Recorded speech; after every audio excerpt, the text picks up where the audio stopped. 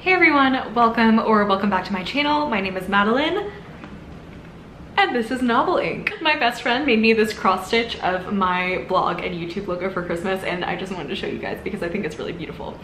Alright, today I am here in the next of my end of year videos, and today I want to talk to you all about my favorite nonfiction books that I read in 2018. When I was compiling my end of year favorite books list, I just didn't feel like it was fair to pit my favorite fiction books against my favorite nonfiction books for spots on my list, because I read roughly 170 books this year, and it's just hard to compare such disparate categories when you've read that many books and when you're trying to condense that many books down into a number that will fit into one video. So all of this to say, I decided to split my videos this year into a nonfiction best of and a fiction best of. So today we're talking about nonfiction, and I have 7 books to talk to you about today, some memoirs and some just straight nonfiction. The first nonfiction book that has landed on my favorites list this year was Hunger by Roxane Gay. This is a memoir by Roxane Gay about her experience living in the world and going through the world as a fat woman, and it was so beautifully done and beautifully told.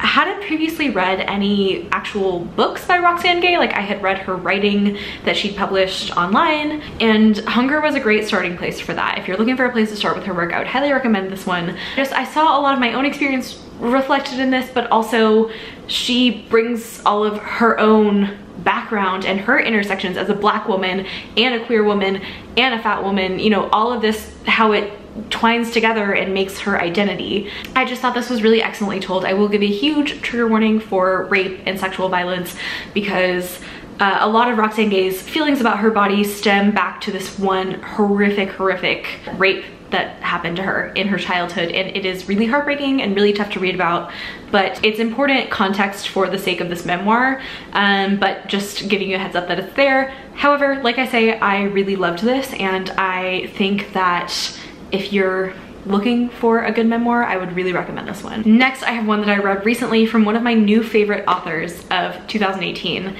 And the book that I want to talk to you about from her is Get Well Soon. It is by Jennifer Wright, and Get Well Soon is about history's worst plagues and the heroes who fought them. This was one of the most excellent pieces of nonfiction I have ever read.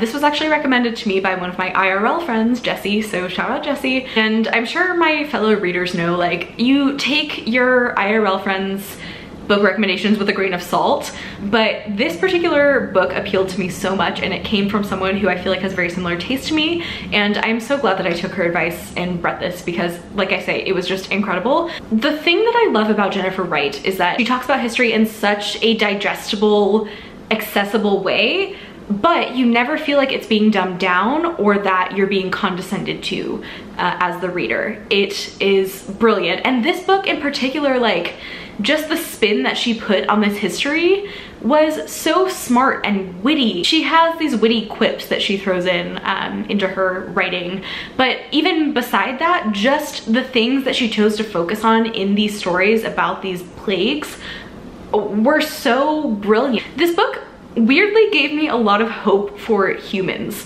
which sounds weird to say in a book about diseases that killed millions of people, but it really served to show how humans have made life better for other humans over time.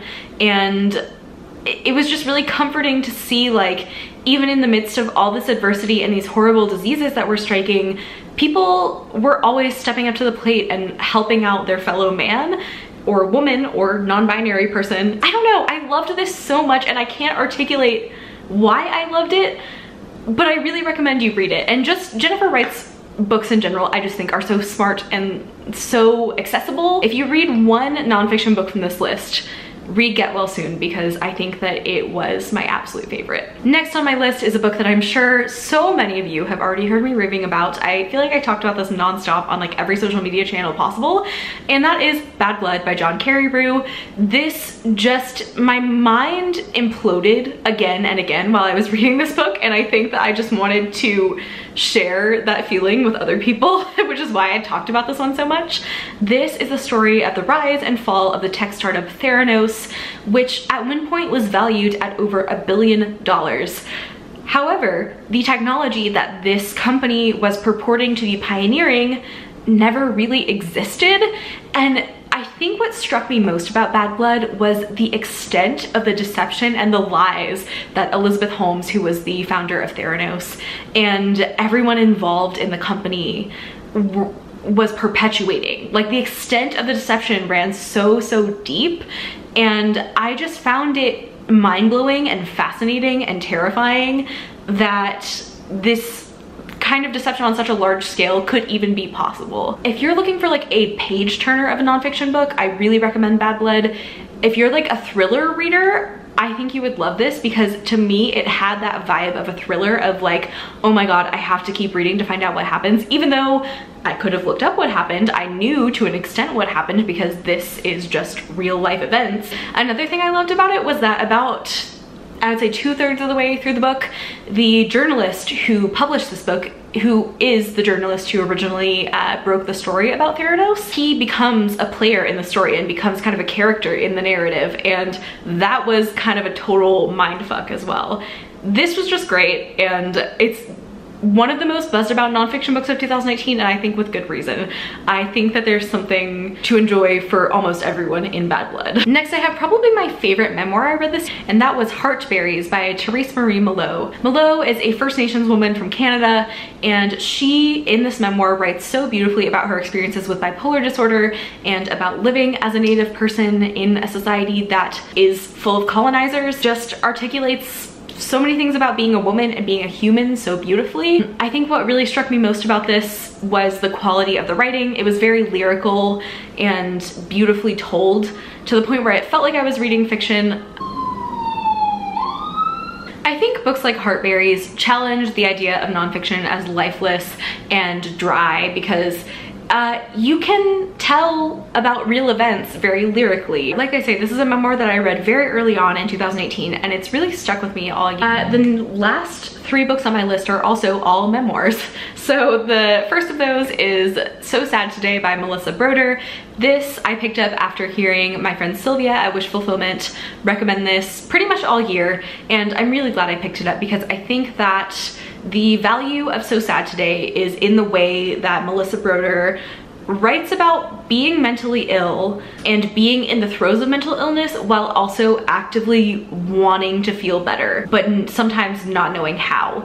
And that's a feeling that I find hard to articulate myself, and so reading someone else articulate that feeling was wonderful.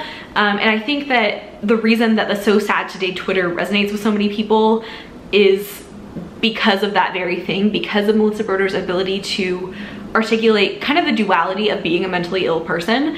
And I just love this. Again, beautiful writing. I didn't love every single second of reading this book, but I think that I gained so much from reading this, and it was a very powerful reading experience. If you like are looking for a follow-up to like Jenny Lawson's Furiously Happy, like a memoir that deals with mental illness in a very relatable and realistic and beautiful way, I highly recommend picking up So Sad Today. Next, of course, I have to include one of the most buzzed about books of this year, and that is Becoming by Michelle Obama.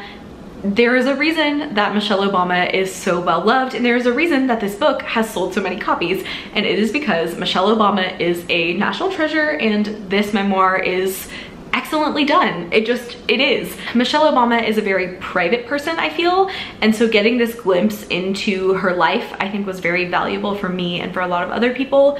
And I liked that this didn't just focus on the Obama presidency.